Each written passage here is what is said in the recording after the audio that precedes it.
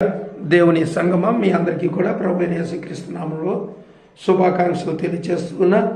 ఈ యొక్క YouTube channel మీరు లైక్ చేయండి, షేర్ చేయండి, సబ్స్క్రైబ్ చేయండి. తప్పనిసరిగా సబ్స్క్రైబ్ చేస్తారని ప్రేమతో మనం చేస్తూ ఉన్నాం. ఈ సమయంలో కొన్ని దేవుని మాటలు మనం ధ్యానం చేసుకుందాం.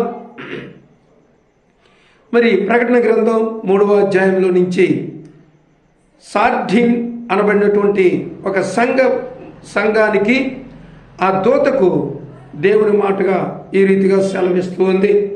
అది ఏమిటి అంటే 7 నక్షత్రములను దేవుని 7 ఆత్మలను గలవాడు చెప్పుచున్న సంగతులు ఏమనగా చేతగా ఆలోచించండి. 7 ఆత్మలు గల వ్యక్తి ఎవరు అంటే యేసుక్రీస్తు, అంటే పరిశుద్ధాత్మ దేవుడు. ఆయనే ఆదరణకర్తగా ఈ దినాన్న మన మధ్యలో ఉన్నాడని మనం గమనించాలి. ఇక రెండో విషయం, 7 నక్షత్రములు. దేవునికి 7 నక్షత్రాలు ఉన్నాయి. ఆ సంగతి మీకు అందరికీ తెలిసిన విషయమే. అయితే దాంట్లో ఒక నక్షత్రం పేరు యాకోబు నక్షత్రం అన్న పేరు కూడా మీకు బాగా ఎరుకై ఉన్నది. అది మరుగై లేదు, అందరికీ తెలిసే విషయం. కనుక ఈ విషయాన్ని మీరు గమనించాలి. ఈ 7 నక్షత్రాలు గలవాడు, 7 ఆత్మలు గలవాడు ఎవరు అంటే పరిశుద్ధాత్మ దేవుడు, త్రియేక దేవుడు. ఆయనే ఆదరణకర్తగా ఈ దినాన్న మన మధ్యలో ఉన్నాడని మనం గుర్తించాలి. ఇక రెండో మాటగా చెప్తున్నాడు, నీ క్రియలు నేను ఎరుగుదును. ఏమనగా జీవించుచున్నావన్న పేరు మాత్రము ఉన్నది నీకు, కానీ నీవు మృతుడివే. ప్రియ దేవుని సంగమా, మనం అనుకుంటున్నాం ఏమనంటే సృష్టికర్తను పక్కన పెట్టి సృష్టమును పూజించే ఈ దినాలలో మనం ఎలా ఉన్నామంటే, నేను దేవుణ్ణి తయారు చేస్తాను, నా చేతులతో మట్టి పిసికి. ఆనాడు దేవుడు మట్టి పిసికి తన చేతులతో బొమ్మను తయారు చేసి ఆ బొమ్మకు ఒక పేరు పెట్టి ఈ రోజున జీవాత్మను ఆ రోజున ఊది ఈ రోజున జీవము గల మనిషిగా నిన్ను నన్ను ఈ యొక్క భూమి మీద నిలబెట్టాడు. కావున ప్రియమైనటువంటి దేవుని సంగమా, మనం ఏం చేస్తామంటే నా చేతితో మట్టి పిసికి బొమ్మను చేస్తే అది మన జీవం పొయ్యలేము, కానీ ఆయన జీవాత్మని ఇచ్చాడు. కనుక నీవు జీవాత్మ ఈ రోజున భూమి మీద సంచరించగలుగుతూ ఉన్నావు. నీ చేతితో తయారు చేసినటువంటి బొమ్మ నువ్వు ప్రాణం పొయ్యలేవు, జీవాత్మను ఓదలేవు.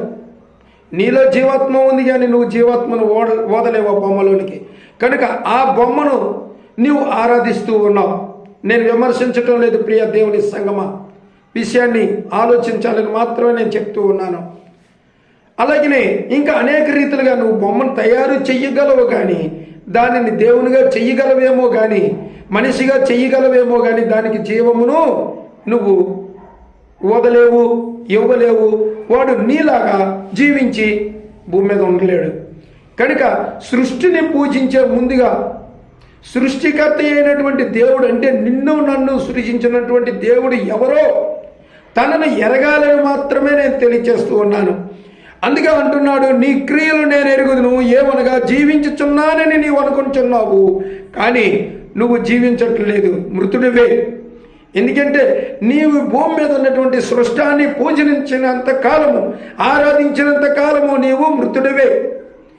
వాటిలో జీవం లేదు కనుక, జీవం లేని వాటిని నువ్వు ఆరాధిస్తున్నావు కనుక, జీవము గల దేవుడైనటువంటి సృష్టికర్తను నువ్వు ఆరాధించడం లేదు కనుక నువ్వు మృతుడివని వాక్యం సెలవిస్తుంది. నేను ఇందులో పెట్టడం లేదు, ఇందులో కూడా కల్పితం చెప్పటం లేదు, ఉన్నది ఉన్నమట్టుగా మాత్రమే నేను చెప్తూ ఉన్నాను. ఈ విషయాన్ని గమనించాలి. కనుక నీవు మృతుడివే. నీ క్రియలు నా దేవుని ఎదుట, చూడండి, నీ క్రియలు నా దేవుని ఎదుట సంపూర్ణమైనవిగా కనబడలేదు కనుక జాగరకుడివై చావనై ఉన్న మిగిలిన వాటిని బలపరచుము.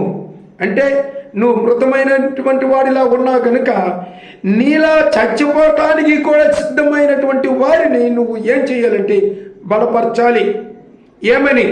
అయ్యా, మనము సృష్టిని పూజించకూడదు, సృష్టికర్త అయినటువంటి దేవుణ్ణి ఆరాధించాలి అని నువ్వు చెప్పి వారిని బలపరచాలి. ఇది దేవుని మాట. అలాగే చూడండి, నీవు ఎలాగో ఉపదేశము పొందితువో, ఎలాగూ వింటువో జ్ఞాపకం చేసుకుని దానిని గైకొనచ్చు మారు మనసు పొందుము. ప్రియ దేవుని సంగమా, నువ్వు ఏ రీతిగా అయితే బోధించబడుతూ ఉన్నావో, ఏ రీతిగా అయితే బోధన వింటూ ఉన్నావో, ఏ విధంగా అయితే కనుక ప్రియమైనటువంటి దేవుని సంగమా, ఇక్కడ చెప్పబడుచున్నటువంటి మాట, నువ్వు ఎలాగూ ఉపదేశాన్ని వింటున్నావో, ఎలాగూ దానిని అమలు చేసుకుంటున్నావో, అవలంబిస్తూ ఉన్నావో, ఎలా నడుచుకుంటున్నావో నువ్వు గ్రహించి దాని ప్రకారం నువ్వు ఏం చేయాలంటే ఇక్కడ చెప్తూ ఉంది చూడండి. ఏటైతే నువ్వు వింటున్నావో జ్ఞాపకం చేసుకొని దానిని గైకొనుచు నువ్వేం చేయాలంటే మారు మనసు పొందాలి. నువ్వు మారు మనసు పొందితే బాగుపడతావు, మారు మనసు పొందకపోతే నశిస్తావు. మారు మనసు పొంది రక్షింపబడి, వాక్యం ఒక మాట సెలవిస్తుంది మార్కు 16:16లో, నమ్మి బాప్తిసం పొందినవాడు రక్షింపబడును, నమ్మని వానికి శిక్ష విధింపబడును. నమ్మి బాప్తిసం పొందావనుకో నువ్వు రక్షింపబడతావు. నువ్వు బాప్తిసం పొంది కూడా నమ్మలేదనుకో నువ్వు శిక్షింపబడతావు. ఆ శిక్ష ఎలా ఉంటుందో నాకైతే తెలియదు, అనుభవించే వారికి ఆ శిక్ష ఎలా ఉంటుందో తెలుస్తుంది. ఇది నా మాటగా చెప్పింది కాదు, దేవుని మాటగా దేవుడు చెప్పమంటే నేను చెప్పిన మాట. కావాలంటే మీరు చూసుకోండి, ప్రకటన గ్రంథం 3వ అధ్యాయంలో ఆ యొక్క 1వ వచనము నుండి 3వ వచనం వరకు మాత్రమే నేను చదివి వినిపించాను. అందులో ఉన్న మాటలు మాత్రమే నేను చెప్తున్నాను.